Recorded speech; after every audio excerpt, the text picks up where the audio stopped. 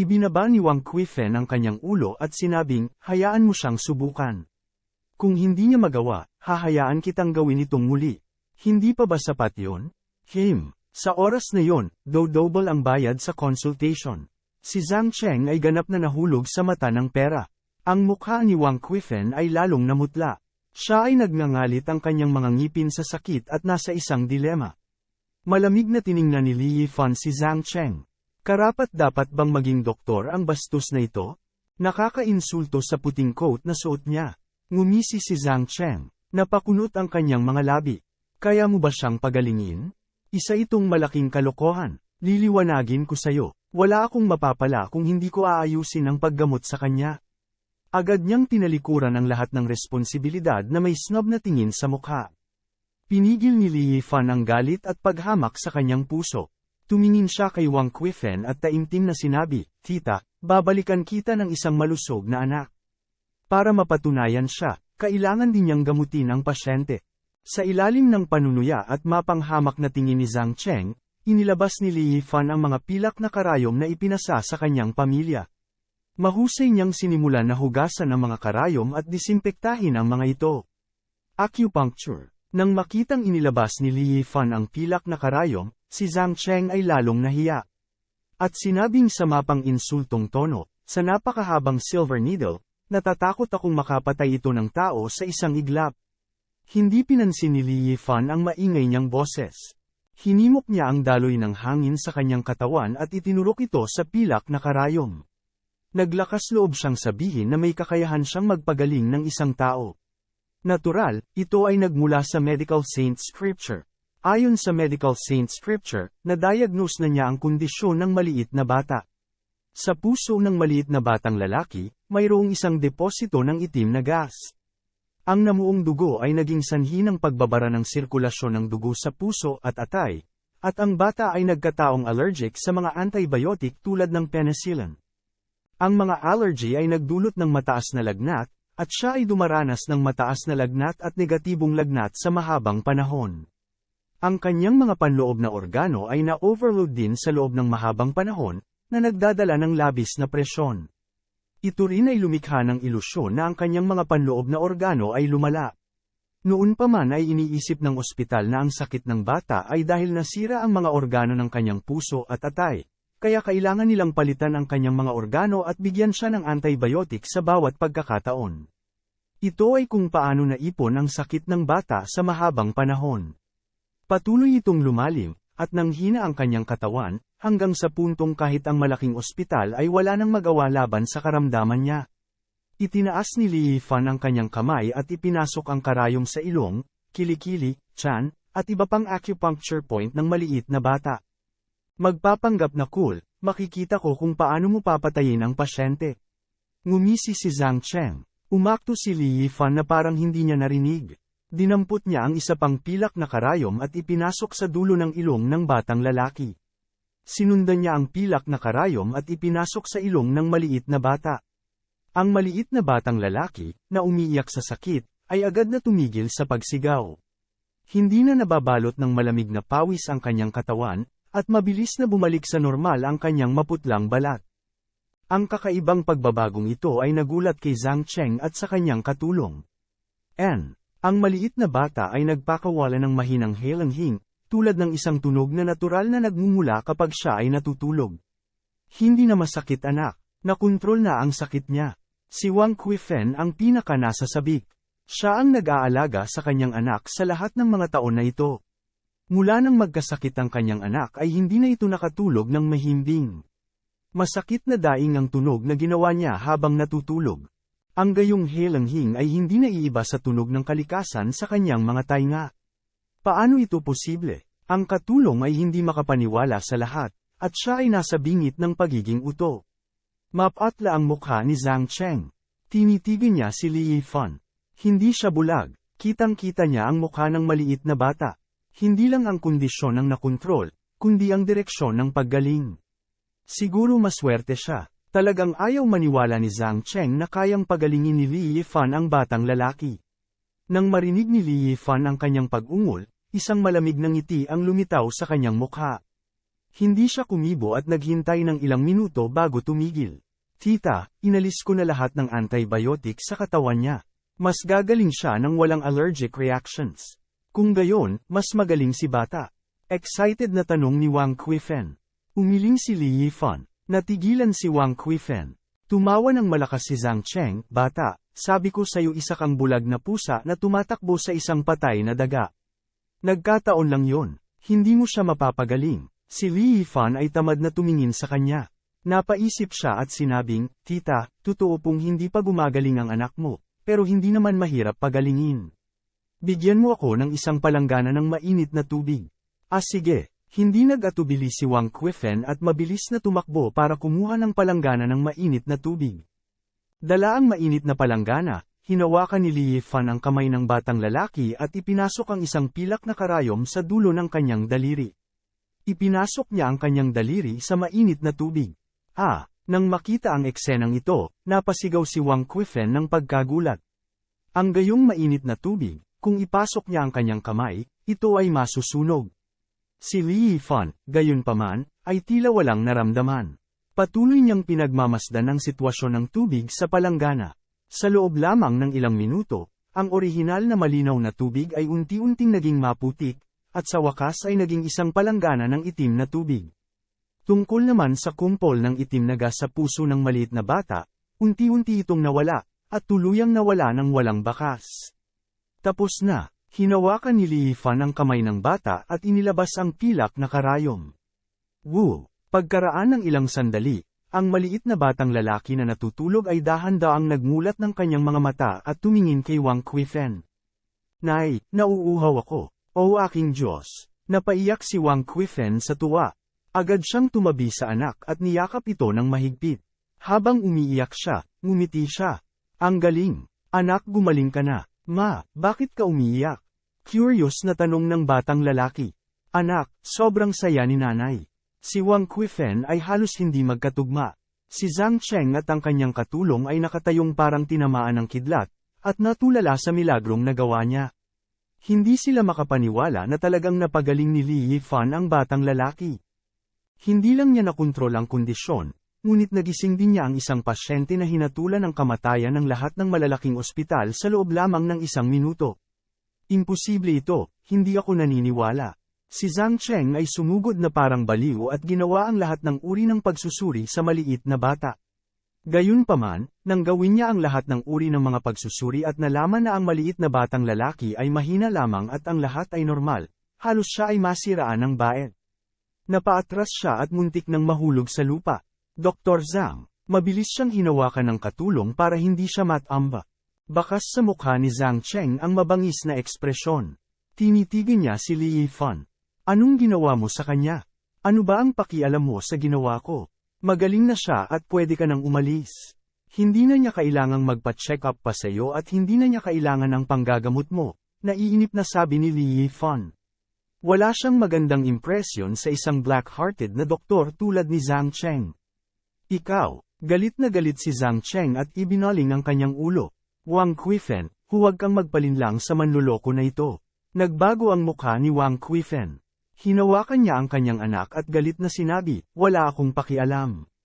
Pinagaling niya ang bata, siya ang aking benefactor. Umalis ka na, ayaw kong gamutin mo ang bata.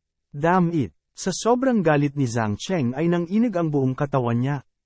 Malamig na tiningnan siya ni Li Yifan. Kunin mo ang bayad sa konsultasyon mo at makakaalis ka na. Hindi ka kwalipikadong maging doktor, quack. Ang salitang quack ay nagpagalit kay Zhang Cheng na gusto niyang pumatay ng tao. Gayunpaman, hindi angkop para sa kanya na manatili pa rito. Tumingin siya kay Li Yifan na may galit sa mga mata. Galit niyang pinitik ang manggas ng kanyang puting coat at umalis.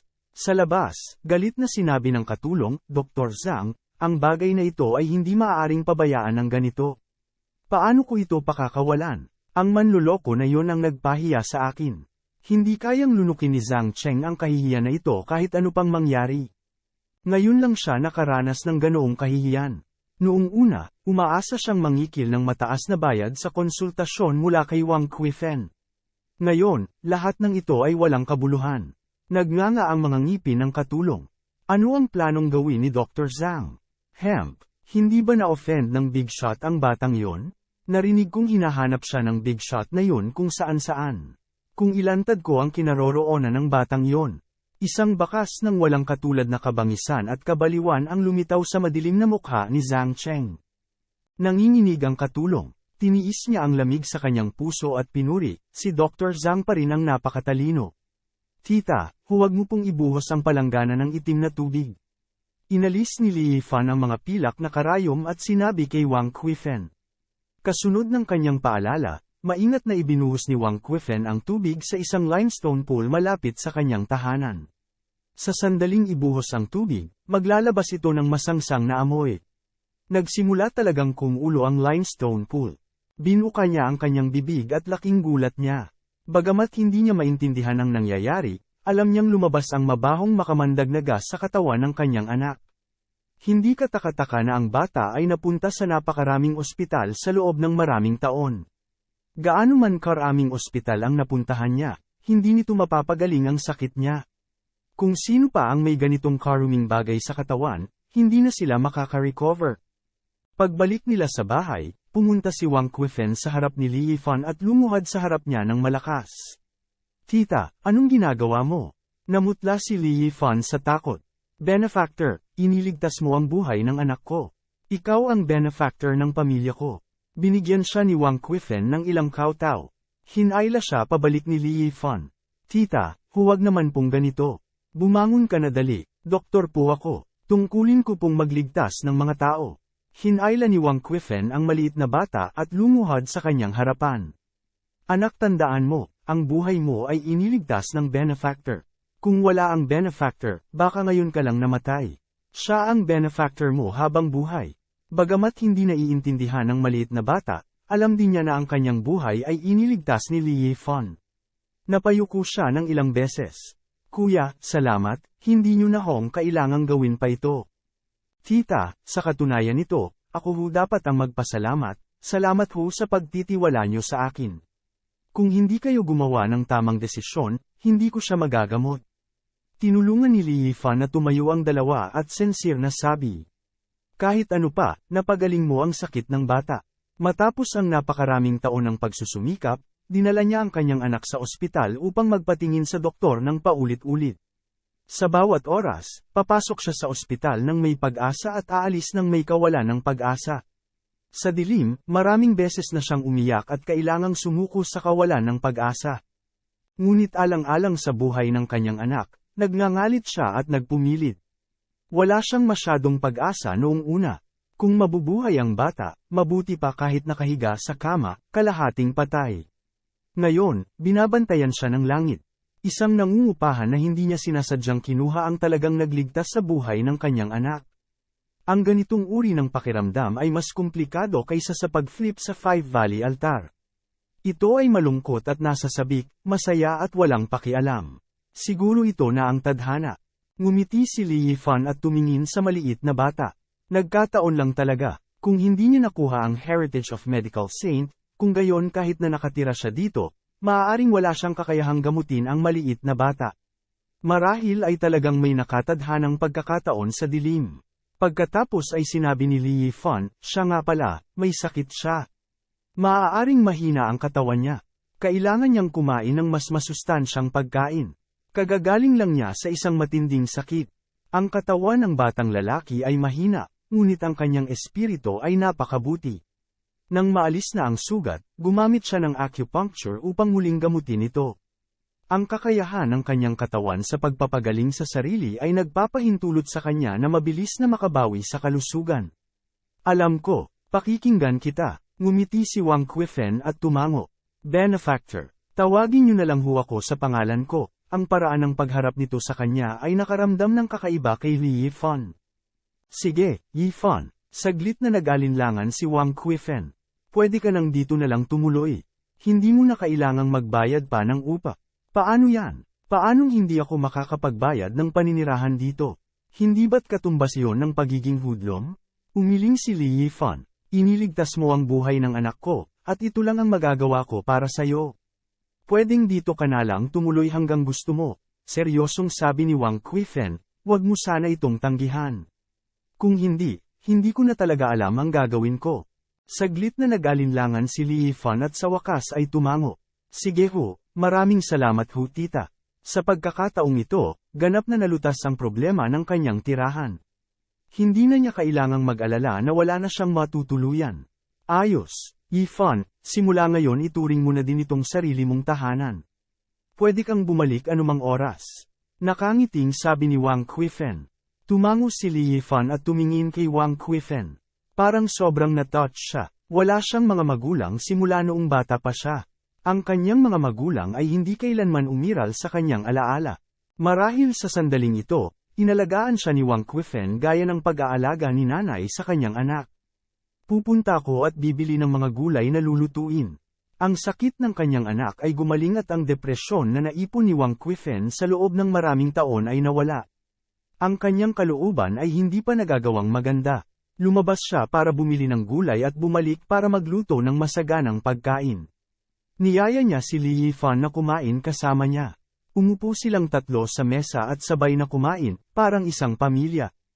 Ito ang unang pagkakataon sa alaala ni Li Yifan na sabay silang tatlo na kumain. Masayang-masaya siyang kumain pagkatapos kumain. Hindi siya naging kasing saya ngayon.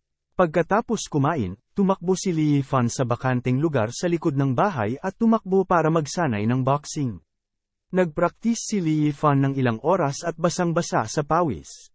Tumigil siya at naligo ng mainit. Nagpalit siya ng malinis na damit at lumabas ng pinto. Gusto niyang maghanap ng trabaho, ngunit kitang-kita ang resulta. Halos wala siyang makuha sa hapon. Hindi siya pananghinaan ng loob. Bumalik siya sa kanyang silid para magpraktis at magnilay.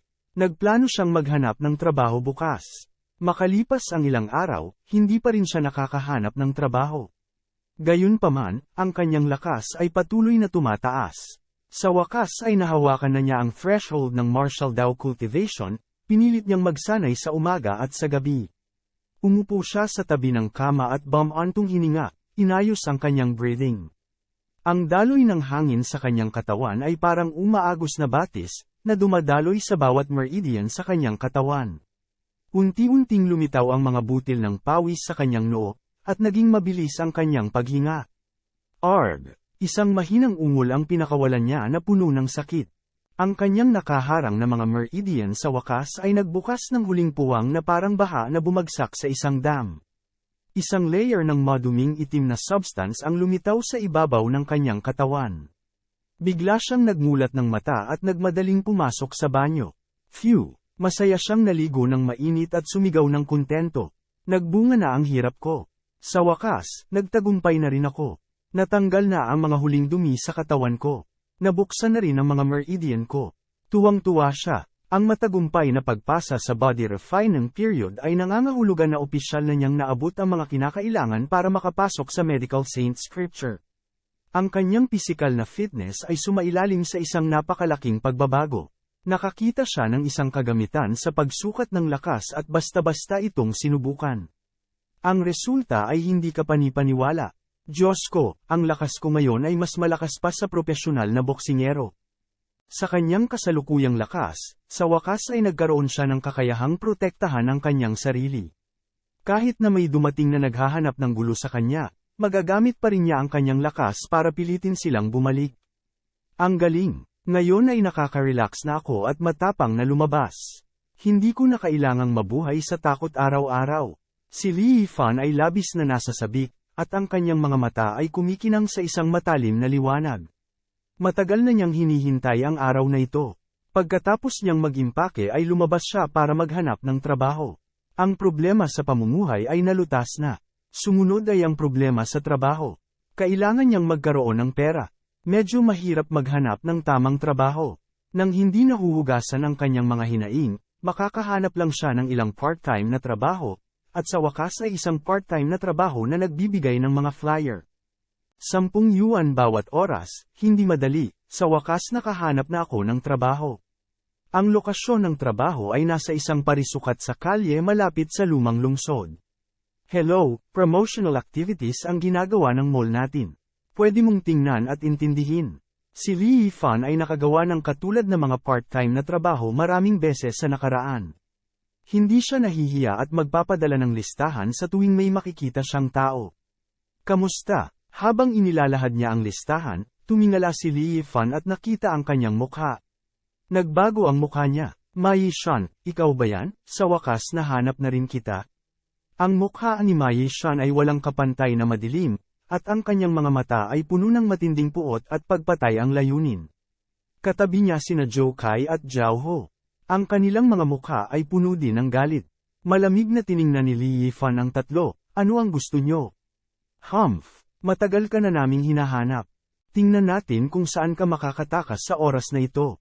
Mai Shan na nagngangalit ang kanyang mga ngipin at malamig na sinabi, noong huling pagkakataon, may tumulong sa iyo, at maswerte kang nakatakas. Sa pagkakataong ito, hindi ka na maswerte. Noong tinuturuan niya ng leksyon si Li Yifan, may lumabas para manggulo. Binugbog pa siya, dahilan para makaramdam siya ng labis na kahihiyan. Natural lang na isisi niya ito kay Li Yifan. Sa mga araw na ito, hinahanap niya si Li Yifan kung saan-saan. Ngayon, sa wakas ay natagpuan na niya siya, alam kong wala akong atraso sa'yo. Ikaw ang lumayo at gustong guluhin ako. Sa tingin mo ba madali akong mabuli? Medyo inis si Li Yifan. Sobra talaga ang mga lalaking ito. Naadik sila sa pang-aapi sa mahihina.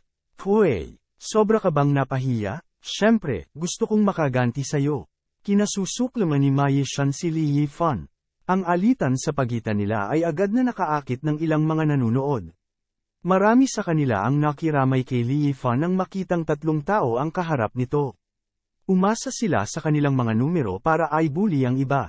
Malas talaga siya. Sa tingin mo ba ay hindi ka magagapi at magagawa mo ang lahat ng gusto mo? Dahan-daang kinuyam ni Li Yifan ang kanyang kamao at tinitigan ang iilang tao sa kanyang harapan. Nang marinig ang kanyang mga salita, agad na tumawa ng malakas si Mai Shan, hahaha. Narinig niyo ba yon? Naninira pa rin sa atin ang batang ito, narinig ko siya. Malakas talaga ang loob niya at pumapalag pa sa atin. Last time, binugbog siya to the point na muntik na siyang magmukhang parang patay na aso. Ngayon ganyan ka kung umasta. Sawa ka na talagang mabuhay. Ngumisi sina Zhou Kai at Zhao Ho. Mukha silang napakayabang. Lalong nagalit si Li Yifan. Hindi ka ba natatakot na tatawag ako ng pulis kung ganito ka? Tumawag ng pulis? Sandaling natigilan si Mai Shan at ang dalawa pa. Nagkatinginan sila at biglang tumawa.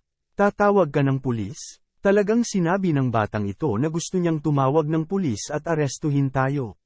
Sobrang nakakatawa ka talaga. Gusto niya talagang tumawag ng pulis at arestuhin tayo. Ito na yung pinakawalang kwentang biro na narinig ko. Kung matapang ka talaga, tumawag ka na ng pulis ngayon pa lang. Tingnan natin kung may lakas ng loob ang pulis na arestuhin tayo. Tawa ng tawa ang tatlo. Napuno ng pangungutya ang mga tawa nila. Parang narinig na nila ang pinaka-nakakatawang biro sa mundo. Nagdilim ang mukha ni Li Yifan.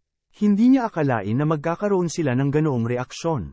Tumingin si Mai Shan sa kanya nang nakangisi, naglakas loob ka pa ring umastang mayabang sa harap ko.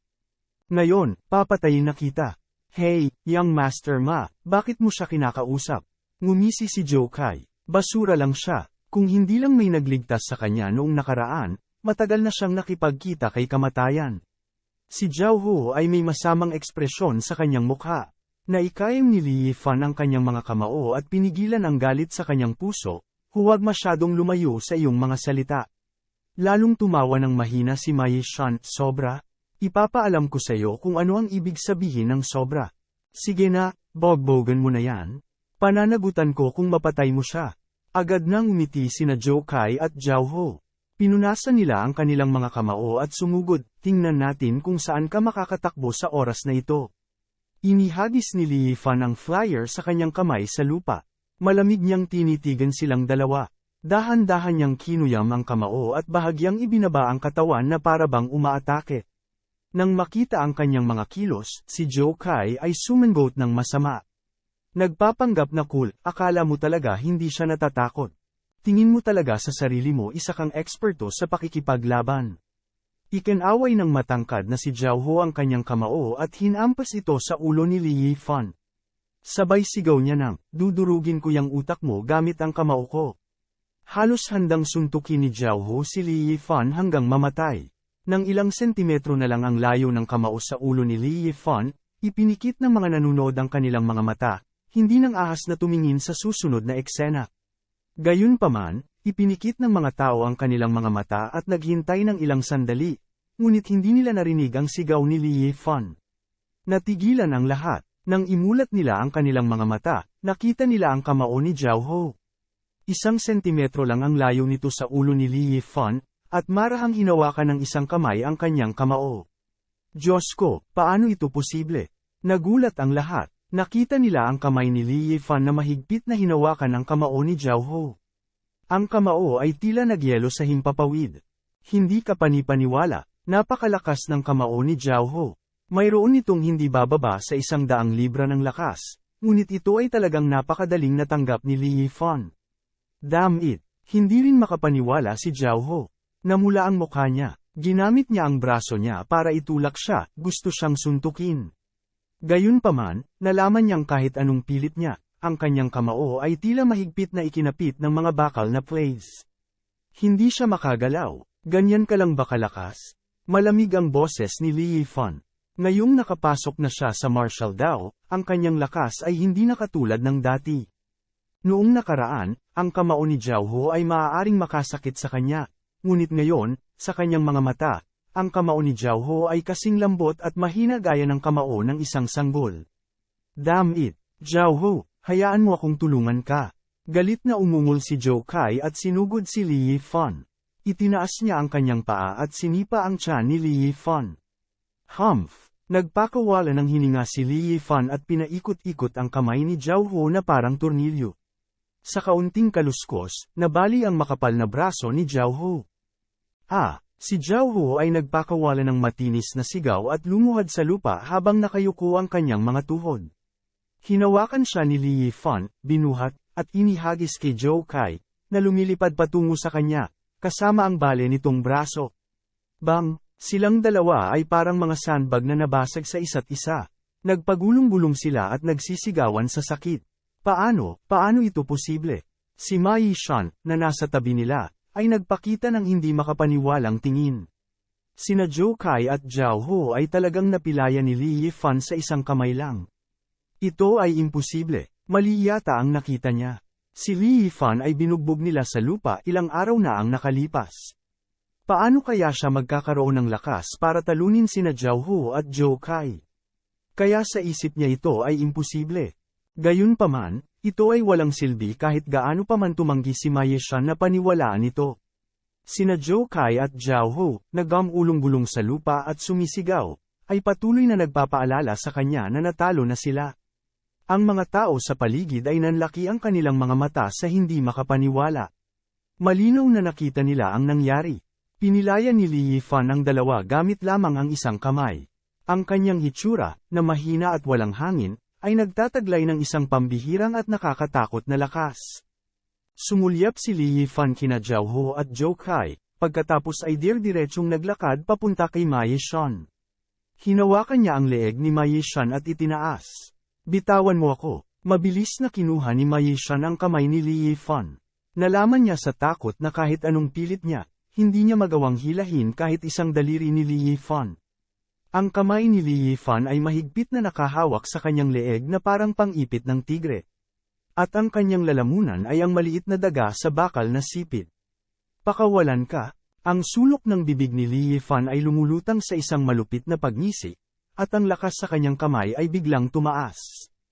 Hindi, gustong humingi ng tulong ni Ma Yishan, ngunit sa kanyang takot, nalaman niyang tila nanuyam ng mahigpit ang kanyang lalamunan, na para bang siya ay ikinulong ng Diyos ng kamatayan. Hindi siya makagawa ng anumang tunog. Ang nakakapangilabot na nakakasakal na pakiramdam na yun ay nagpatalsik sa kanyang buong katawan sa malamig na pawis, na para bang nahulog siya sa isang kuweba ng yelo. Sa sandaling yun, pakiramdam niya ay mahubara na ang kanyang kaluluwa sa kanyang katawan. Siya ay nasa matinding sakit. Ang aura ng kamatayan ay ginawa siyang walang katulad na takot at panginginig. Nang malapit na siyang mamatay, itinapon siya ni Li Yifan sa lupa na parang isang basura. Hinawakan ni Ma Yishan ang kanyang leeg gamit ang dalawang kamay. Namula ang mukha niya, at halos lumabas ang eyeballs niya sa eye sockets niya. Huminga siya ng malalim at tumingin kay Li Yifan sa takot na sobrang lapit sa kanya. Yung mga nang insulto sa iba ay palaging mapapahiya. Walang ekspresyon si Li Yifan. Anak ng Potek, lalabanan kita hanggang kamatayan. Bumangon si Ma Yishan mula sa lupa, naglabas ng fruit knife, at nilaslas si Li Yifan. Naghiyawan sa gulat ang mga tao sa paligid. Mukhang hindi nagmamadali si Li Yifan. Ngumisi siya at sinipa ang kutsilyong nasa kamay niya. Kasabay nito, tumalon siya sa ere at sinipa ang dibdib ni Ma Yishan ng paalang na tindig. Lumipad paatras si Ma Yishan at gumuhit ng pulang dugong arko sa hangin. Lumipad siya ng 7 o 8 metro bago siya bumagsak ng husto sa lupa. Tumama ang kanyang mukha sa lupa, at agad na tumalsik ang dugo kung saan-saan. Ang kanyang mukha ay napakasama, at ang kanyang hitsura ay lubhang nakakatakot. Gulong-gulong si Ma Yishan sa lupa at nagpakawala ng nakakapandamdam na sigaw. Ang nakakadugong hiyawa na iyon ay nagdulot ng panginginig sa laman ng lahat ng mga nanunood. Nagkaroon sila ng goosebump sa buong katawan. Diyos ko, pinatay niya. Hindi pa sila nakakita ng ganitong ganid at madugong eksena. Umasa sila sa kanilang mga numero upang i-bully si Li Yifan, ngunit silang tatlo ay natalo niya. Maraming tao ang natakot kaya dali-dali silang tumakbo. Nakita ng ilan sa mga mahiyain ang dagwang mukha ni Ma Yishan, at gamulong ang kanilang mga tiyan. Nagsuka sila on the spot.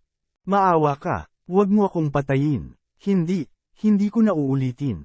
Si Ma Yishan, na nagdusa, ay nagsimulang magmakaawa sa takot. Walang ekspresyong naglakad si Li Yifan sa kanya at sinabi sa malamig na tono, ilabas mo ang lahat ng pera mo at ang iyong mga bank card. Sige, walang lakas ng loob na tumanggi si Ma Yishan. Ganoon din ang ginawa ni Zhao Hu at Zhou Kai. Masyadong nakakatakot ang kapangyarihang ipinakita ni Li Yifan. Kung hindi nila ito ginawa, nililigawan nila si kamatayan. Inilabas ng tatlo ang lahat ng cash at bank card sa kanilang mga bulsa.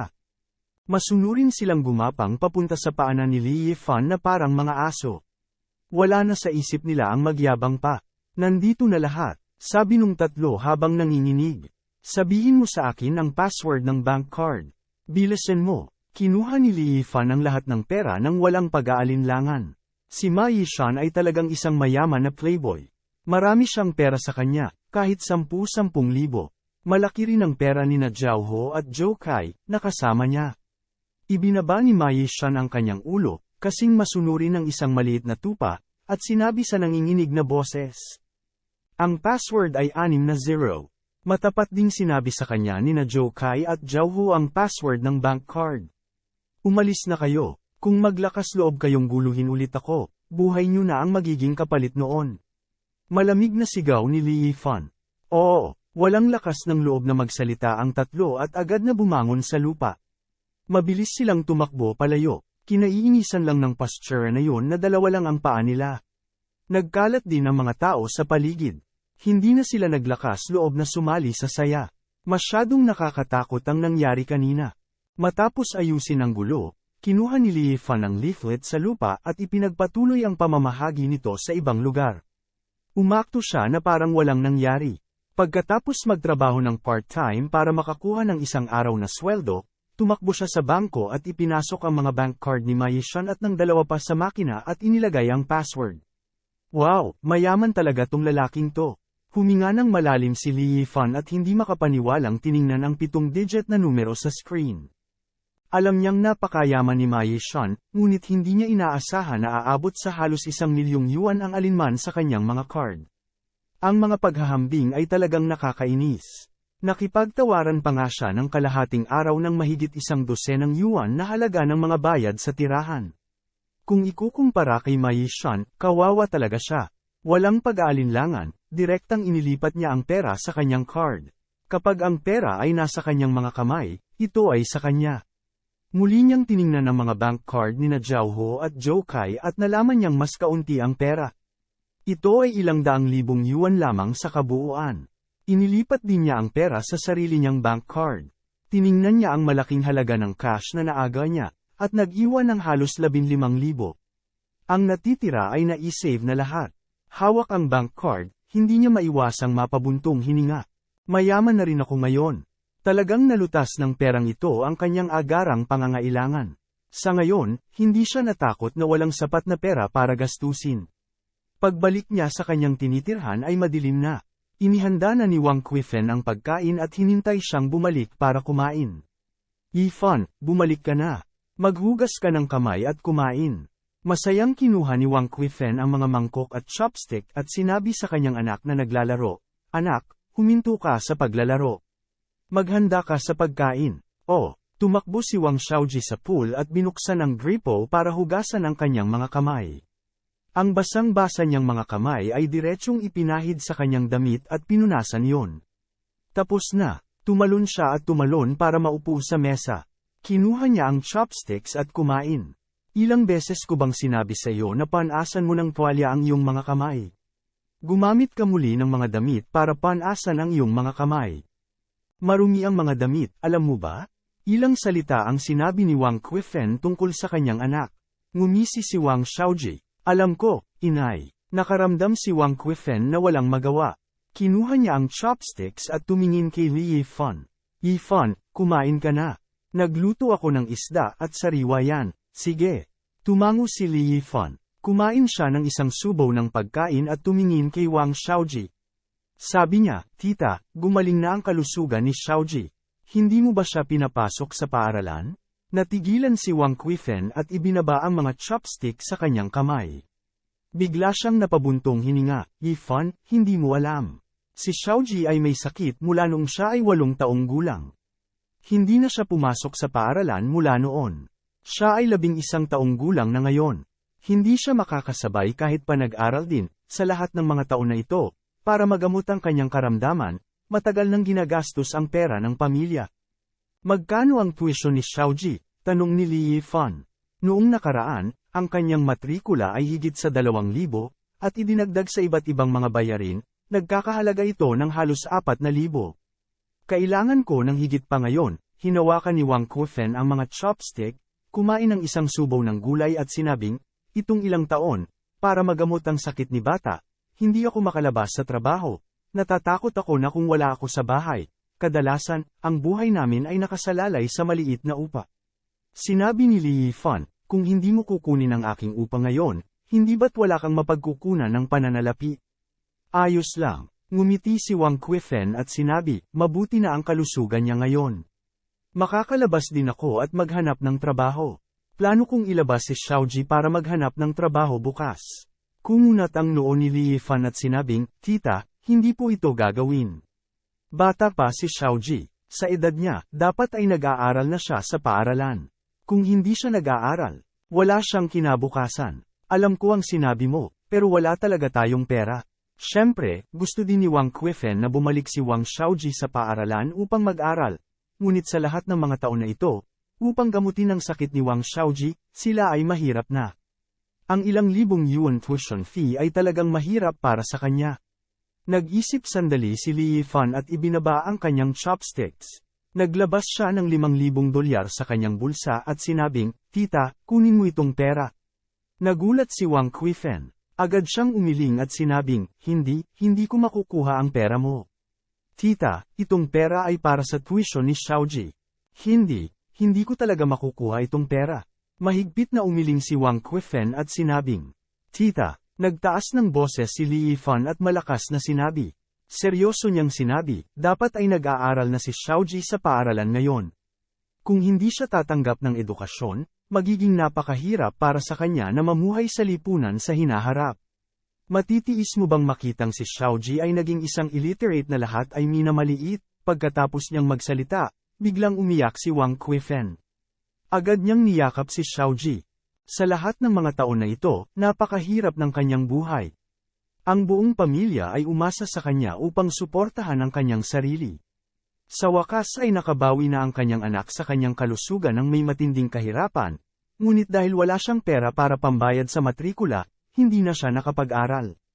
Naisip din niya na huwag papasukin si Xiaoji sa paaralan. Ngunit ngayong narinig niya ang mga salita ni Li Yifan, ang pait sa kanyang puso ay agad na lumabas. "Xiaoji, binaygo ka ni nanay." Ipinasok ni Li Yifan ang pera sa mga kamay ni Wang Qifen at sinabing, "Tita, kunin mo na ang pera." Bukas, dadalhin mo si Xiaoji sa paaralan para magparehistro.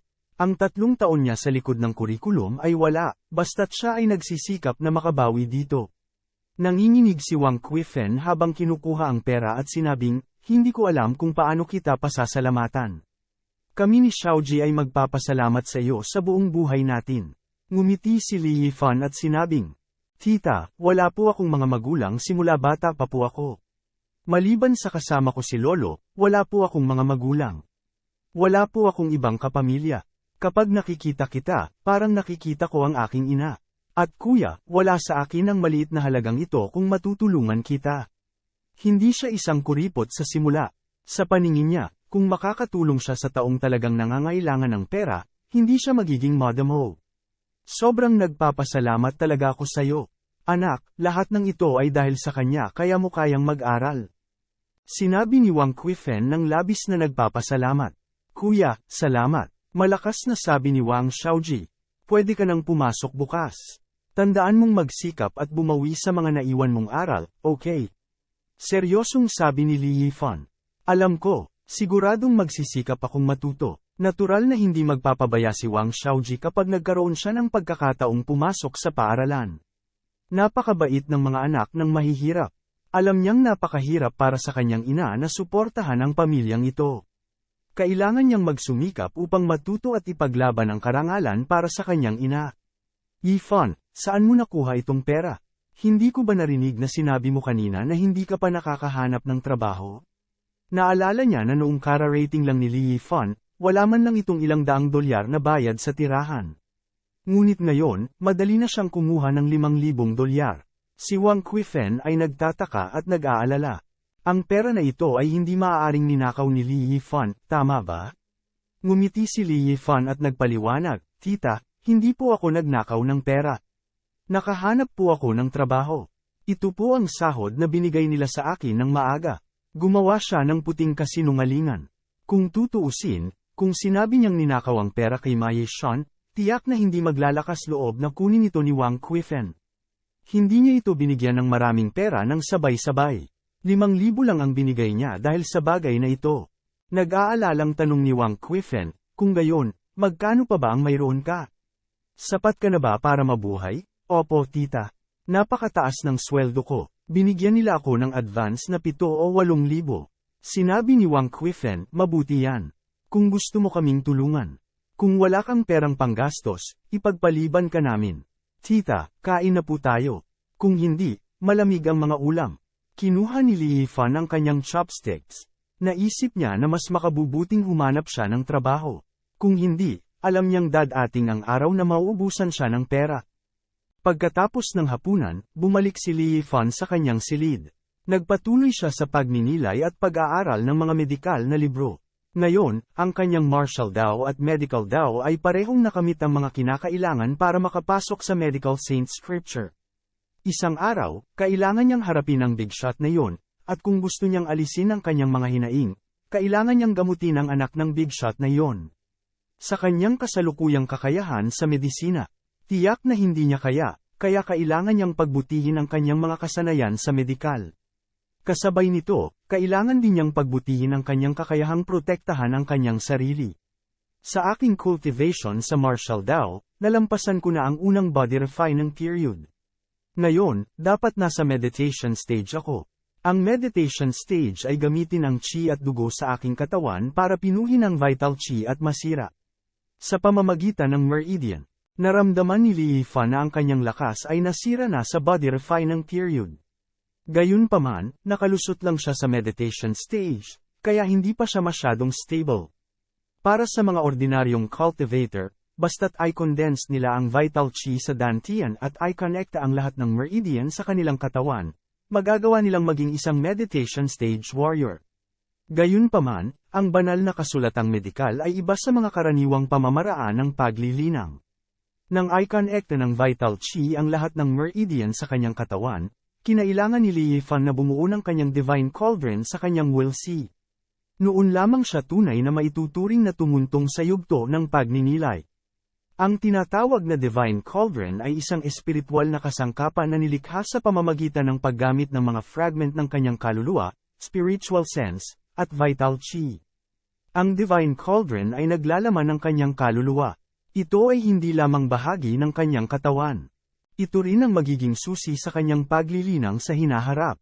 Higit pa rito, hanggat hindi nawasak ang Divine Cauldron, hindi siya mamamatay.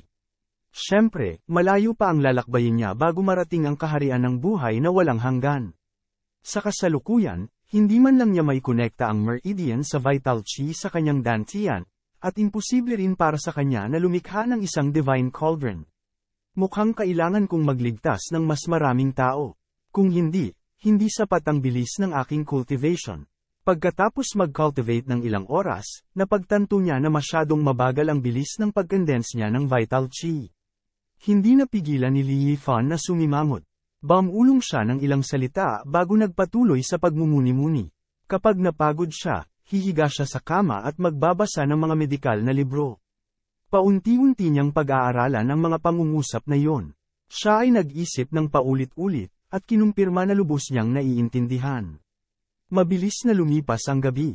5:00 o 6:00 ng umaga, maagang nagising si Wang Qifen. Dinala niya si Wang Xiaoji sa paaralan. Ngayon ang araw na bumalik si Wang Xiaoji sa paaralan. Tuwang-tuwa silang lahat. Natatakot silang maistorbo ang pahinga ni Li Yifan, kaya hindi na nila ito ginaisang. Iminulat ni Li Yifan ang kanyang mga mata, tumalon mula sa kama, at nag-ehersisyo ang kanyang mga kalamnan at buto. Hindi lang ang buong gabi ng cultivation ang hindi nagparamdam kay Li Yifan na pagod, lalo pa siyang naging masigla. Tumingin siya sa oras. Pasado 9:00 na, nagplano siyang lumabas at tingnan kung makakahanap siya ng trabaho. Ngunit nang maghugas siya, nakita niya si Wang Xiaoji na nakasalampak mula sa labas.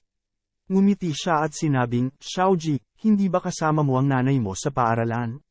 Bakit ka bumalik mag-isa?" Puno ng pawis ang noo ni Wang Xiaoji. Nag-aalalang sigaw niya, "Nabuli ang nanay ko." Ano? Nagbago ang ekspresyon ni Li Yifan.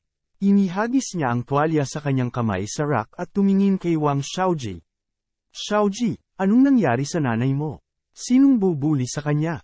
Napabuntong hininga si Wang Xiaoji at namumula ang mukha. "Dinala ako ng aking ina sa paaralan upang magulat. Sinabi niya sa guro na gusto niyang bumalik ako sa paaralan. Hindi pumayag ang guro at pinagalitan pa siya. Anong karapatan ng guro para hindi ka pabalaykan sa paaralan?" Napakunot ang noo ni Li Yifan nang marinig yon. Ang paaralan ay ang lugar upang turuan ang mga mag-aaral. Paanong hindi nila papasukin ang mga estudyante sa paaralan? Hindi ko alam. Pinagalitan nila ang aking ina. Lahat sila ay masamang tao.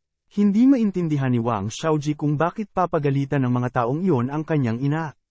Sa paningin niya, lahat sila ay masasamang tao. Sumimangot si Li Yifan at hinayla siya palabas. "Dalhin mo ako sa school mo. Masyadong unreasonable ang teacher mo. Bakit nila binubuli ang nanay mo?" Luzhou Fat Primary School, Opisina ng Dean of Education.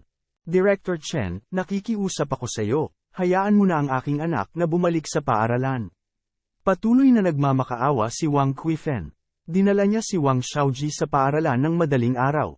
Hinanap niya ang direktor ng edukasyon at naisip na papayag si Director Chen na pabalaykan si Wang Xiaoji sa paaralan nang walang sinasabi. Pero hindi pumayag si Director Chen. Si Direk Chen, na mahigit 50 taong gulang, ay may matanda na mukha dahil sa mga taon ng pagsusumikap. Tila naranasan niya ang ilang mga pagbabago sa buhay. Nagsuot siya ng isang pares ng lumang salamin sa mata at narinig ang mga pakiusap ni Wang Qifen. Tinaas niya ang kanyang kilay. "Wang Qifen, hindi naman sa hindi ako pumayag. Nagpahinga lang ang anak mo sa pag-aaral dahil sa kanyang sakit ilang taon na ang nakakaraan. Ngayon, ilang taon na ang lumipas. Kailangan niyang bumalik sa paaralan para pumasok sa mga klase. Dapat ko bang hayaan siyang dumalo sa mga aralin na may mas mababang grado? Kung mas magsisikap siya, makakabawi siya sa kakulangan niya sa mga aralin." Malaki ang tiwala ni Wang Qifen sa kanyang anak. Hindi mo naiintindihan, si Xiaoji ay hindi pumasok sa paaralan noong siya ay nasa kanyang 2 taon sa elementarya. Ngayon, ayon sa kanyang edad, siya ay dapat na nasa 5 baitang na ngayon. Kung siya ay papayagang pumasok sa 2 baitang, matanda na siya kung nasa 5 baitang siya, tiyak na hindi niya makakasabay sa pag-unlad ng lahat. Matiyag ang nagpaliwanag si Direk Chen Hua. Hayaan mo siyang mag-aral kasama ang mga mag-aaral sa ikalawang baitang. Basta makabalik siya sa klase.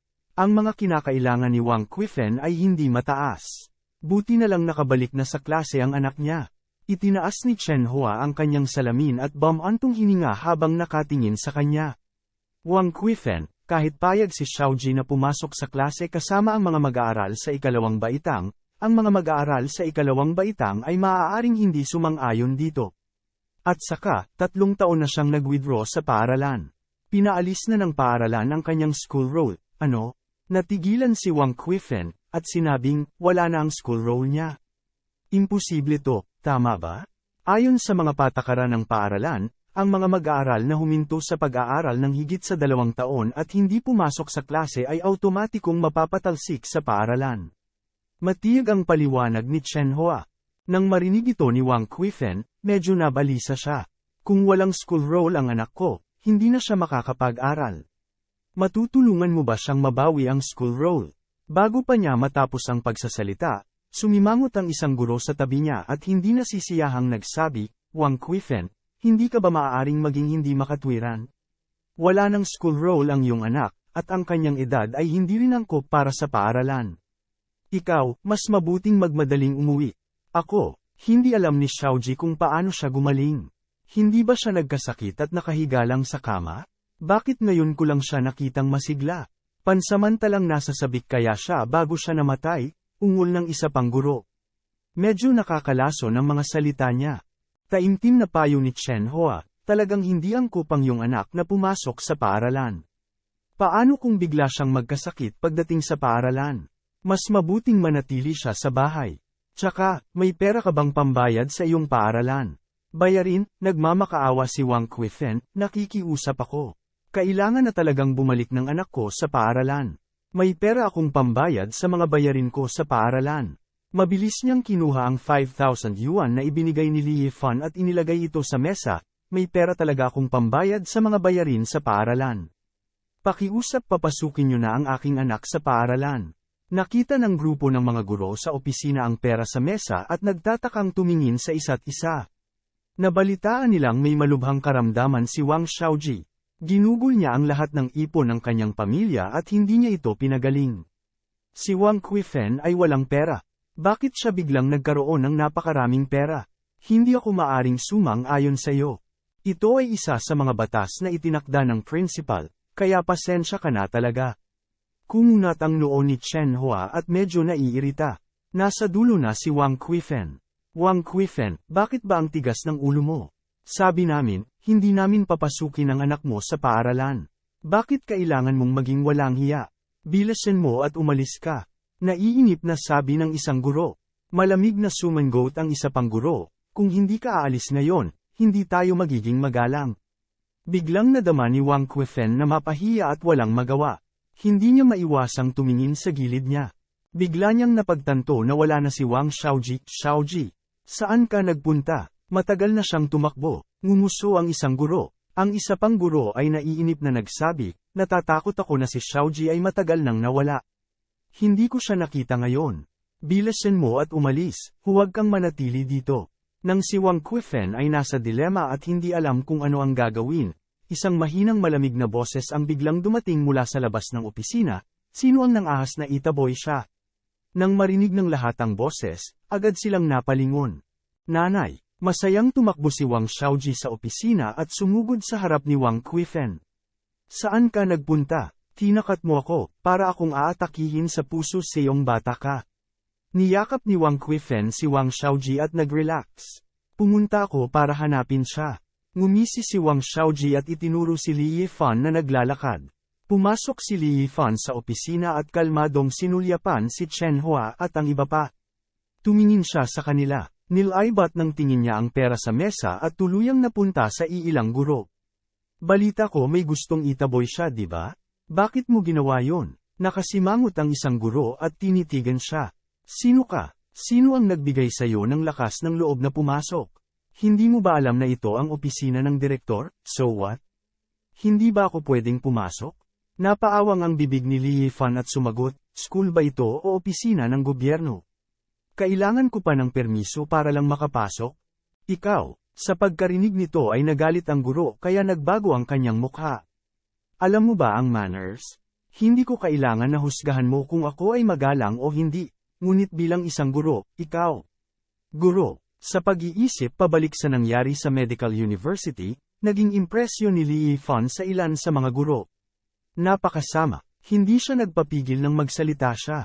Ano ang sinabi mo? Lalong naging pangit ang ekspresyon ng guro. Napatingin si Li Yifan sa ibang mga guro. Ito ay school, at ang school ay lugar kung saan dapat matuto ang mga estudyante. Si Xiaoji, bilang isang mag-aaral, gusto niyang pumasok sa school. Anong karapatan mo para hindi siya papasukin? Ito ang patakaran ng school. Hindi siya nakakatugon sa mga requirements. Siyempre hindi natin siya papayagang pumasok sa school. Bamantong hininga ang guro. Tama si Teacher Joe. Ganyan ang rules ng school. Kung hindi ka kumbinsido, wala kang magagawa. Ang rules and regulations ay itinakda ng principal. Sabi din ng isa pang guro. Kalokohan. Tumingin si Li Yifan sa kanila na may pang-aalipusta. Anong uri ng mga patakaran at regulasyon ang hindi papayagang pumasok sa mga klase? Anong klaseng loika ito? Ibinuka ni Chen Hua ang kanyang bibig sa sandaling ito. Li Yifan, kilala mo ang pamilya ni Wang Qifen, di ba? Hindi mo kailangang magalit. Tinatrato ng paaralan ang mga mag-aaral na matagal nang umalis sa paaralan. Automatiko nitong ipapatalsik ang school roll. Ngayong si Wang Xiaoji ay wala ng school roll, hindi siya makakapasok sa paaralan ayon sa mga kinakailangan. Si Wang Xiaoji ay pinatalsik sa school roll. Ang apat na salitang ito ay nagpabilis ng tibok ng puso ni Li Yifan. Huminga siya ng malalim at sinabing, kahit matanggal siya sa school roll, maaari pa rin siyang muling tanggapin sa school roll. Tama ba ko? Tama ka, ngunit hindi angkop ang edad ni Wang Xiaoji. Nang huminto siya sa pag-aaral, nasa ikalawang baitang siya. Ayon sa kanyang edad, dapat ay nasa ikalimang baitang na siya. 3 taon siyang nawawala sa klase. Hindi nararapat. Upang ayusin na siya ay nasa ikalawa o ikalimang baitang, maaaring ituring na matyaga si Direk Chen. Hindi siya nagalit o nainis at nagpaliwanag. Naging balisa si Wang Qifen. Director Chen, please. Kahit anong mangyari, kailangang bumalik sa paaralan ang anak ko. Kapag hindi siya nag-aral, magiging illiterate siya at walang kinabukasan. Sumimangot si Zhou Ming at malungkot na sinabi, I don't get it. Sabi ko na nga ba hindi nababagay ang anak mo para bumalik sa school. Sabi ko nina umalis ka na, pero pinilit mong manatili dito. Kailangan pa bang kaladkarin kita? Lumabas ka. Tumahimik ka. Malamig na iniwas ni Li Yifan ang kanyang tingin. Li Yifan, how dare you be so impudent? Bakit hindi mo tingnan kung anong klaseng lugar ito? Kinagat ni Zhou Ming ang kanyang mga ngipin. Nainis talaga siya sa sinabi ni Li Yifan. Sa tingin ko ang isang girong tulad mo ay magpapaligaw lamang sa mga estudyante. Malamig na bamantong hininga si Li Qiang. Si Zhou Ming ay talagang walang hiya. Galit na galit si Zhou Ming, anong sabi mo? Li Yifan, sobra ka na. Director Chen, palayasin mo siya. Kayong lahat, tumigil na kayo sa pagtatalo. Sumimangot si Chen Hua, puno ng kawalan ng magawa ang kanyang mukha. Pinandilate ni Zhou Ming si Li Yifan. Si Zhou Ming ay mukhang nagmamalasakit siya dito. Kung wala siyang pakialam sa kanyang katayuan bilang guro, binugbog na niya si Li Yifan. Tumingin si Chen Hua kay Li Yifan at sinabing, Li Yifan, alam kong may mabuting hangarin ka at gustong tumulong sa isang tao, ngunit kailangan mong kumilos ayon sa sarili mong kakayahan. Sa kanyang opinyon, ang bagay na ito ay hindi isang bagay na maaaring panghimasukan ni Li Yifan. Biglang tumawa si Li Yifan. Director Chen, masyado kayong matigas ang ulo. Si Xiaoji ay hindi angkop para sa ikalimang baitang, ngunit siya ay dapat na angkop para sa ikatlo o ikaapat na baitang, tama ba? Nang marinig ito, natigilan si Chen Hua. Natigilan din ang ibang mga guro. Noon pa man ay naniniwala sila na si Wang Xiaoji ay hindi angkop para sa ikalawang baitang, at hindi rin siya angkop para sa ikalimang baitang. Hindi nila kailanman naisip na dapat pumunta si Wang Xiaoji sa ikatlo o ikaapat na baitang. Lumiwanag ang mga mata ni Wang Qifen at dali-dali niyang sinabi, oo. Direk Chen, ang bata ay maaaring pumunta sa ikatlong baitang. Kung sa palagay niya ay matanda na siya, kung gayon, maaari rin siyang mag-aral sa ikaapat na baitang. Sa ganitong paraan, mula sa ikaapat na baitang, grade onwards, 2 taong homework na lang ang may iwan sa kanya. Ito. Si Chen Hua ay may problema. Dahil nandoon ang rules and regulations ng school, hindi talaga siya marunong pumili. Guro, gusto kong pumasok sa paaralan. Kinusat ni Wang Xiaoji ang kanyang mga mata at nahihiyang sinabi. Narinig mo ba yon? Gustong pumasok ni Xiaoji sa paaralan. Sinamantala ni Li Yifan ang pagkakataong sabihin, maaaring ayusin ang sistema ayon sa aktwal na sitwasyon. At saka, walang ginawang mali si Xiaoji. Nagbayad siya ng dagdag na tuition fee para sa iyong paaralan. Hindi ka ba masaya? Nag-alinlangan si Chen Hua. Pero, walang pero. Direktor Chen, naging guro ka na sa loob ng maraming taon, at buong buhay mo ay nagtuturo ka. Gusto mo bang makitang hindi marunong bumasa at sumulat si Xiaoji dahil hindi siya makapag-aral? Matiyag ang ginabayan siya ni Li Yifan. Tila naantig si Chen Hua sa sinseridad ni Li Yifan. Nag-isip si Chen Hua ng mahabang panahon at sa wakas ay tumango. Sige, hayaan mong bumalik si Wang Xiaoji sa klase. Talagang mabuti yan. Tuwang-tuwa si Wang Kuifen. Masayang ngumiti din si Wang Xiaoji. Salamat, guro. Nakahinga ng maluwag si Li Yifan. Sa wakas ay pumayag si Chen Hua. Walang kabuluhan ang pagsusumikap ni Li Yifan. Ngunit bago siya maging masaya, muling sinabi ni Chen Hua, huwag kang maging masaya ng maaga. Napakalaking bagay ang kailangang pagpasyahan ng prinsipal. Kung hindi siya pumayag, wala akong magagawa. Kailangan itong pagdesisyonan ng prinsipal. Nawala ang ngiti ni Wang Kuifen at nagkaroon siya ng masamang premonition sa kanyang puso. Hindi naging madali para sa kanila na hikayatin si Chen Hua na sumang-ayon. Ngunit hindi nila naisip na hindi si Chen Hua ang gumawa ng pinal na desisyon. Ngumiti si Chen Hua at tumayo. Huwag ka mag-alala, ipapaalam ko agad sa principal. Dapat pumayag siya. Nag-aalala pa rin si Wang Kuifen. Naramdaman din ni Li Yifan na maaaring hindi maging maayos ang mga bagay. Pumunta ang iilan sa principal's office. Nang mabalitaan ng punong guro na si Gao Jun, na gustong bumalik sa paaralan ang isang estudyanteng pinaalis sa paaralan na may school roll, agad niyang tinanggihan ito.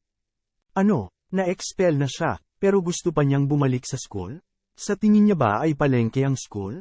He can come and go as he please? Napakasama ng unang impresyon ni Gao Jun kay Wang Xiaoji. Hindi niya payagan si Wang Xiaoji na bumalik sa paaralan. Hindi inaasahan ni Chen Hua na ganoon kalakas ang magiging reaksyon ni Gao Jun.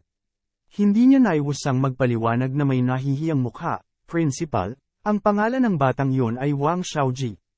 Huminto lamang siya sa pag-aaral noong siya ay nagkasakit sa 2nd baitang. Hindi siya nagkusa na huminto sa pag-aaral. Bumalik lamang siya sa klase.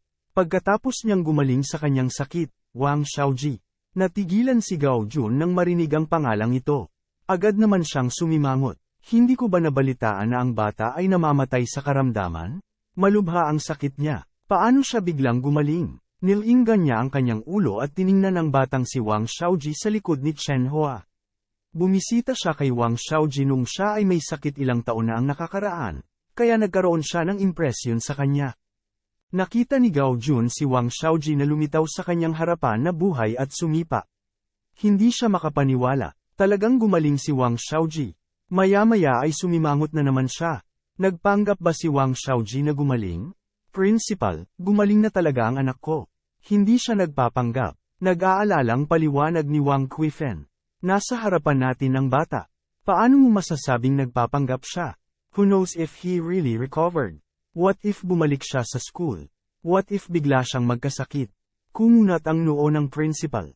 Hindi tumatanggap ang mga normal na paaralan ng mga estudyanteng may ganitong uri ng karamdaman. Kapag may nangyari sa kanya, hindi kakayanin ng paaralan ang responsibilidad. Karaniwan, kung malubha ang sakit ng isang estudyante, pinapayuhan siya ng guro na huminto sa pag-aaral at umuwi upang magpagaling, na para na rin sa kanyang kalusugan.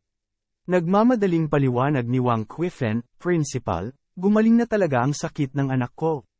Hindi siya nagsinungaling. Dahil sa nabaliw siya kaya nagpanggap si Wang Xiaoji na gumaling. Gayunpaman, ang sakit ni Wang Xiaoji ay napakalubha noon. Nakahiga lang siya sa kama at hindi man lang maimulat ang mga mata. Gustuhin man niyang magpanggap na ganap na gumaling, wala siyang kakayahang gawin iyon. May medical certificate ka ba mula sa ospital? Halatang hindi naniniwala si Gao Jun. Narinig niya na ang sakit ni Wang Xiaoji ay napakalubha. Kailangan niyang baguhin ang kanyang mga organo. Ngayong biglang gumaling si Wang Xiaoji, naramdaman niyang hindi ito normal. Natigilan si Wang Qifen. Ang sakit ni Wang Xiaoji ay pinagaling ni Li Yifan. Hindi man lang siya gumaling sa ospital. Pagkatapos niyang gumaling, hindi na siya nagpunta sa ospital para magpa-check up. Kaya syempre, wala siyang health certificate ng ospital. Wala kang sertipiko ng ospital. Paano tayo maniniwala na talagang gumaling na ang sakit ni Wang Xiaoji? Tumingin si Gao Jun kay Wang Qifen na may kaunting paninisi. Pero nakabawi talaga si Wang Xiaoji. Kung ayaw mong maniwala, tingnan mo. Hindi alam ni Wang Qifen kung bakit napakahalaga ng isang sertipiko. Si Wang Xiaoji ay mukhang malusog na ngayon, at siya ay buhay pa at malakas. Hindi ako doktor. Paano ko malalaman kung gumaling na talaga siya? Tanong niya. Umiling si Gao Jun at napakaseryosong sinabi, kung walang medical certificate ang batang ito, hindi na siya muling makakapapasok sa paaralan. Kung bigla siyang magkasakit at nasa panganib ang kanyang buhay, hindi ko kayang pasanin ang responsibilidad na ito. Bilang punong guro, ang pinakakinatatakutan niya ay ang mga magulang ng kanyang mga estudyante na nagdudulot ng gulo. Kaya mas gugustuhin niyang hindi tumanggap ng estudyanteng tulad ni Wang Xiaoji, na halatang may sakit. Magaling talaga anak. Principal, bakit hindi ka naniniwala? Sabik na sabik si Wang Qifen kaya hindi siya makapagsalita ng maayos. Mabilis niyang itinaas ang kamay at tinuro si Li Yifan. Ang sakit ng bata ay pinagaling niya. Mapapatunayan niyang wala talagang sakit ang anak ko. Nagtataka namang tumingin si Gao Jun kay Li Yifan. Taas-baba ang tingin niya sa binata sa kanyang harapan. Kumunat ang noo niya. Ganyan ka bata, naniniwala ka bang kaya niyang gamutin ang anak mo? Niloko ka ba niya? Napakunot ang noo ni Li Yifan nang sabihin ng principal ang mga katagang yon. Sinabi ng principal na sinungaling siya nang walang paliwanag. Napatigil siya at sinabing, pinagaling ko si Wang Xiaoji. Isa akong doktor. Nang marinig ang kanyang sinabi, nagtawanan ng ilang guro sa opisina. Kumunat ang noo ni Gao Jun at seryosong sinabi, bata, kahit gusto mong magbiro, kailangan mong maging malinaw sa sitwasyon. Doktor ka, mukha kang estudyante, di ba? So mahilig pa din magyabang ang taong to. Sarcastic na pang-iinis ni Zhou Ming kay Li Yifan. Doktor talaga ang tawag mo sa sarili mo. Naniniwala ka ba talaga na doktor siya? Huwag kang magpapaloko sa kanya. Sinabi rin ng direktor ng pagtuturo na si Chen Hua na may seryosong mukha, binata, kailangan mong maging responsable sa iyong mga salita. Hindi ako nakikipaglokohan sa inyo. Isa talaga akong doktor. Hindi nagalit si Li Yifan. Alam niyang masyado siyang bata. Hindi naman katakataka na tanungin siya ng iba. Nagdilim ang mukha ni Gao Jun. Hindi niya inaasahan na ganoon kawalang hiya si Li Yifan. Nagsinungaling siya sa publiko, ngunit hindi siya nahiya. Galit siyang tumingin kay Li Yifan. Binata, dahil sinabi mong doktor ka, tatanungin kita, saang ospital ka galing? Hindi alam ni Li Yifan ang sasabihin. Matapos siyang matanggal sa trabaho ng People's Hospital, walang ospital ang nang-ahas na kumuha sa kanya. To put it bluntly, isa na siyang jobless na tao. Nakita ni Gao Jun na hindi siya nakasagot at agad na sumangot ng malamig. Napakabata mo pa, magsisinungaling ka pa. Paano ka pinag-aral ng mga magulang mo? Sinasabi ko na nga ba, hindi siya makasagot. Manluloko talaga siya. Matalim siyang tinuya ni Zhou Ming, Wang Qifen, tingnan mo. Siya ay manluloko. Hindi dapat gumaling ang sakit ng iyong anak. Nabalisa si Wang Qifen at mabilis na tinulungan si Li Yifan na magsalita. Siya ay talagang isang doktor. Ang sakit ng bata ay pinagaling niya. Talagang hindi ako nagsinungaling sa iyo. Noong araw na yon, dumating ang doktor mula sa Eastern City Hospital upang suriin ang bata. Sinabi nilang lahat na wala ng pag-asa ang bata. Bago siya matapos magsalita, naiinip na iwinagayway ni Gao Jun ang kanyang kamay at pinutol siya. Sige, tumigil ka na sa pagsasalita. Anong pakana ang ginamit ng binatang ito para magtiwala ka ng husto sa kanya? Ako, bulag ba tayong lahat? Medyo naiinis si Gao Jun. Karaniwang mukhang matalino si Wang Qifen. Bakit siya naging hanggal sa isang kritikal na sandali? Tumingin siya kay Li Yifan. Binata, ano ang sinabi mo kay Wang Qifen na nagpaikot-ikot sa kanya? Paulit-ulit na tinawag na sinungaling, nag-aapoy sa galit ang puso ni Li Yifan. Itinuring siya ng mga taong ito na parang manloloko. Sila ay talagang hindi makatwiran. Doktor ako, hindi ako manloloko. Kinagat ni Li Yifan ang kanyang mga ngipin at sinabi ang bawat salita. Napakatigas ng ulo mo. Ngumisi si Zhou Ming, principal, bakit hindi tayo tumawag ng pulis? Sabihin mo lang sa kanila na may manloloko sa school. Huwag kang tumawag ng pulis, huwag kang tumawag ng pulis. Nagulat si Wang Qifen at mabilis na sinubukan siyang hikayatin. Ngumuso si Zhou Ming at sinabing, Wang Qifen, nagsasalita ka pa rin para sa kanya. Alam mo ba na nagsinungaling siya sa iyo ng labis? Kung hindi ganap na gumaling ang sakit ni Xiaoji, papatayin niya siya. Tumahimik ka, galit na galit si Li Yifan. Sabi ko sa iyo, doktor ako. Nasa iyo kung maniniwala ka o hindi. Pero kung maglalakas loob kang siran ulit ako, huwag mo akong sisihin sa pagiging bastos sa'yo. Pakiramdam niya ay hindi siya mabuting tao. Kakaiba naman kung hindi siya nagalit nang tawagin siyang sinungaling. Nanlaki ang mga mata ni Zhou Ming. Tinakpa niya ang tiyan niya at walang tigil sa pagtawa. Galit ka pa rin? Sa tingin mo ba ay doktor ka talaga? Hoy, sinungaling, ano sa tingin mo ang lugar na ito? Wang Qifen, sa tingin ko ay nagayuma ka ng taong ito. Naikayang ni Li Yifan ang kanyang mga kamao. Nakakainis talaga ang bibig nitong si Zhou Ming. Hoy bastardo, ang yabang mo talaga. Tinitigan mo talaga kami. Sumigaw si Zhou Ming sa kakaibang tono, kung ikaw ay isang doktor, kung gayon ang lahat sa mundo ay isang medical na practitioner. Ako ay namamatay sa kakatawa. Sino ka sa tingin mo? Teacher Zhou, sobra na ang mararating mo sa pagsasabi nito. Hindi na nakayanan ng isa sa mga guro. Mabuti para kay Zhou Ming na kutsain si Li Yifan. Ngunit kailangan bang itulak ni Zhou Ming ang kanyang kapalaran? May nasabi ba akong mali? Anong mali ang nasabi ko? Hindi siya sinungaling, ano pa kaya siya? Napabuntong hininga si Zhou Ming, kung kaya niya, papatunayan niya na siya ay isang doktor. Sasabihin niya lang, nakabuka ang bibig ko, tila naadik na siya sa patuloy niyang panunuya kay Li Yifan. Pero, bago pa man siya makatapos ay biglang tumigas ang kanyang bibig. Tumigil bigla ang boses niya. Ang kanyang orihinal na mamula-mula na mukha ay biglang namutla, at ang kanyang mga eyeballs ay gumulong paitaas. Bumagsak ang buong katawan niya patalikod kasabay ng malakas na kalabog. Bumagsak siya sa lupa, at ang kanyang katawan ay nagsimulang marahas na kumikibot.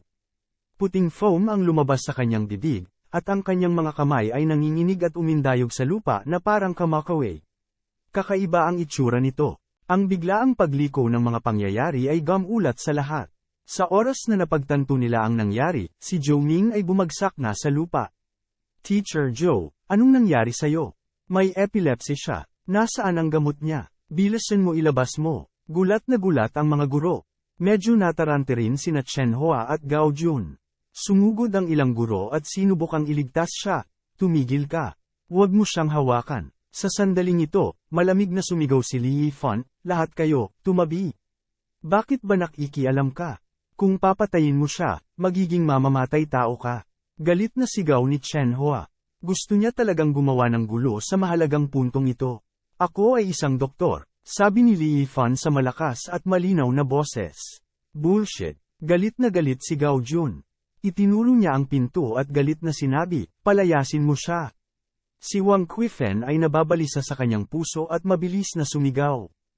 Siya ay talagang isang doktor. Hilingin sa kanya na iligtas ang mga tao.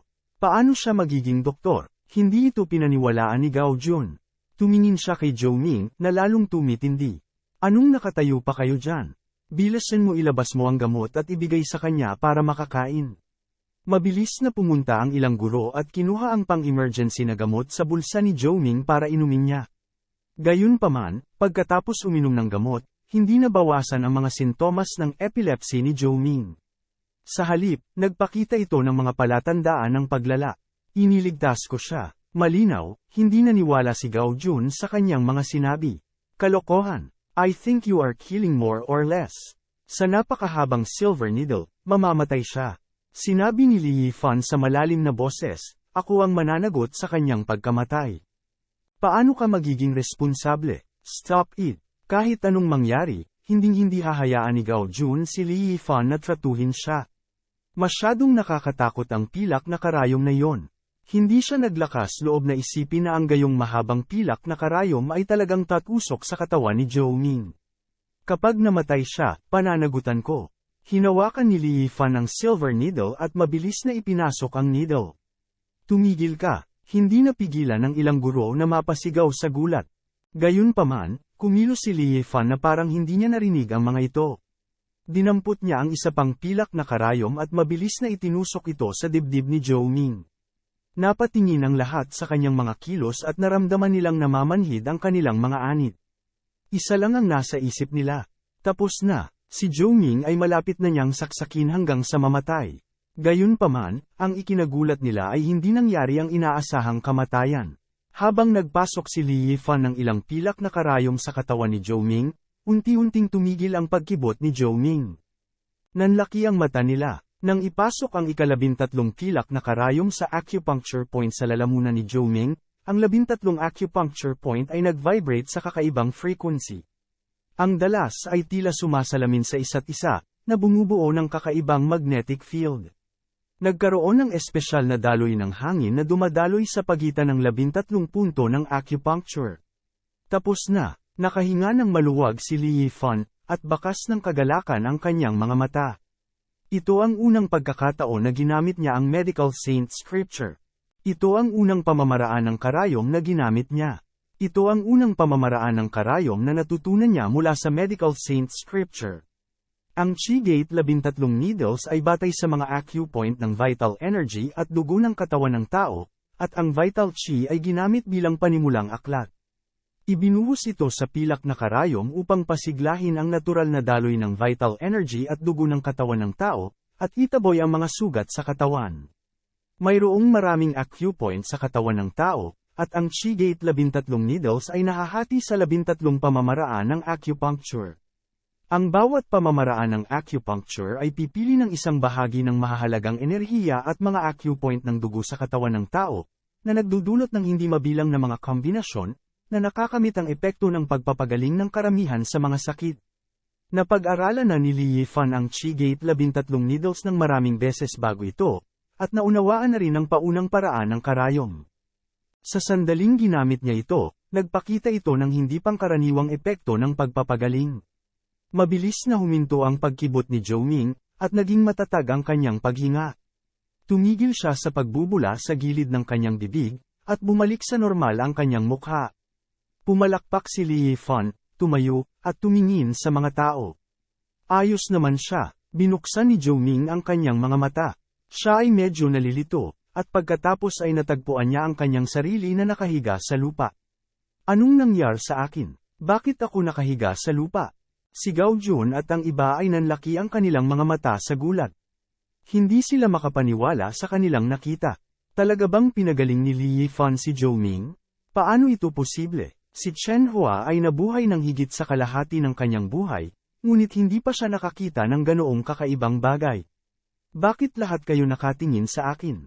May dumi ba sa mukha ko? Hindi maintindihan ni Zhou Ming ang nangyari. Nakita lang niya ang lahat na nakatingin sa kanya, at hindi niya maiwasang hindi mapalagay. Bumangon siya sa lupa at biglang may nakitang kakaibang silver needle sa katawan niya. Ano ito? Silver needles. Inabot niya at bubunutin na sana ang mga pilak na karayom sa kanyang katawan. Nakita ito ni Li Yifan at malamig na sumigaw. Kung gusto mong mamatay, bunutin mo ang mga pilak na karayom. Nagkaroon ka lang ng epilepsy. Ang mga pilak na karayom ay para iligtas ang iyong buhay. Ano, may epilepsy ako? Nagulat si Zhou Ming. Baka may epilepsy talaga siya. Kumunat ang noo ni Gao Jun, tinuro si Li Yifan at sinabi sa malalim na boses, tama. Epileptic ka kanina, niligtas niya ang buhay mo sa acupuncture. Ano, niligtas niya ako? Hindi makapaniwala si Zhou Ming. Nakatitig siya kay Li Yifan habang nakadilat ang mga mata. Doktor ka ba talaga? Napangiti ng mahina si Li Yifan. Pasalamat ka isa akong doktor.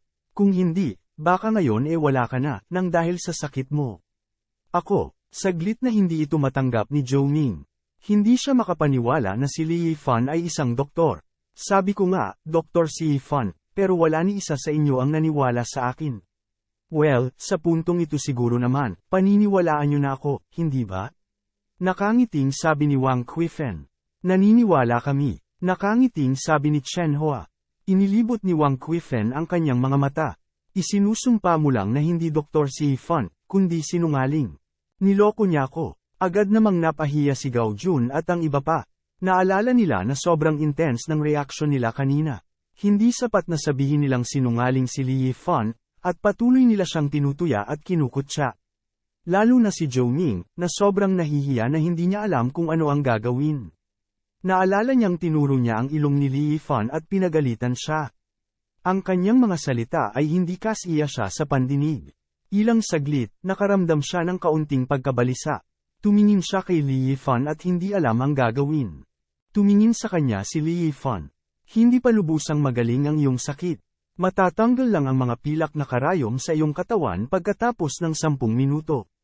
Pulang-pula ang mukha ni Zhou Ming. Bakit mo ako niligtas? Ako ay isang doktor. Casual na sagot ni Li Yifan.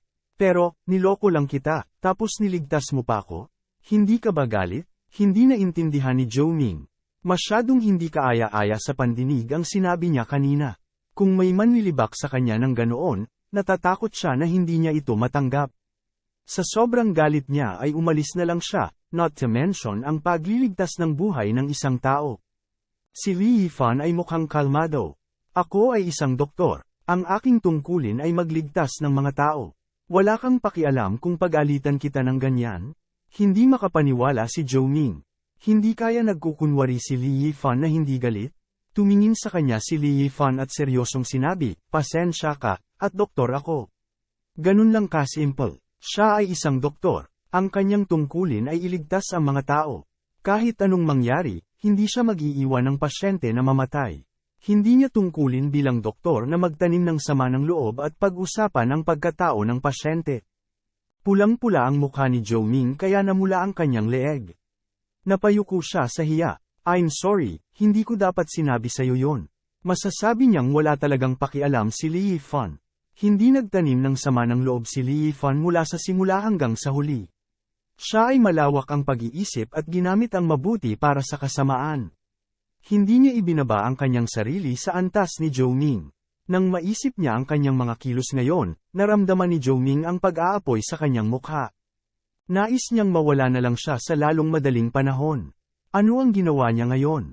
Isa talaga siyang bastard. Nang makita ng ibang mga guro ang hitsura ni Zhou Ming, hindi nila maiwasang mapabuntong hininga sa emosyon. Sa pagkakataong ito, talagang napagtanto ni Zhou Ming ang kanyang pagkakamali. Sa katunayan, hindi siya masamang tao. Medyo makitid ang isip niya at medyo masungit ang bibig niya pero mabuti pa rin siyang tao. Marahas siyang nagsalita, ngunit madaling lamambat ang kanyang puso. Salamat sa pagligtas sa akin. Pulang-pula ang mukha ni Zhou Ming, at taos-puso siyang nagpahayag ng pasasalamat kay Li Yifan. This is my duty. Nang matapos magsalita si Li Yifan, bahagyang nagbago ang kanyang mga mata. Nakita niya ang isang napakalamlam na gintong liwanag na nagmumula sa itaas ng ulo ni Zhou Ming. Lumipad ito patungo sa kanya at sumanib sa kanyang isipan. Kapangyarihan ng karma, bahagya siyang nagulat, at ang susi sa paglilinang na binanggit ng Medical Saint Scripture ay agad na lumitaw sa kanyang isipan. Ang Medical Saint Scripture ay ang kombinasyon ng Dr. Dao at ng Martial Dao. Ang paggamot sa mga sakit at pagliligtas sa mga tao mismo ay isang mabuting gawa na may walang limitasyong mga birtud, at ito ang bagay na maaaring magbunga ng karma. Kinalma ni Li Yifan ang kanyang isipan at tumingin kay Gao Jun. Principal, naniniwala ka bang doktor na ako ngayon? Naniniwala ako. Mabilis na tumango si Gao Jun at nagpuri. Hindi ko talaga masasabi na mayroon kang napakahusay na medikal na kasanayan sa gayong murang edad. Nagkamali ako ng paghusga sa iyo ngayon lang.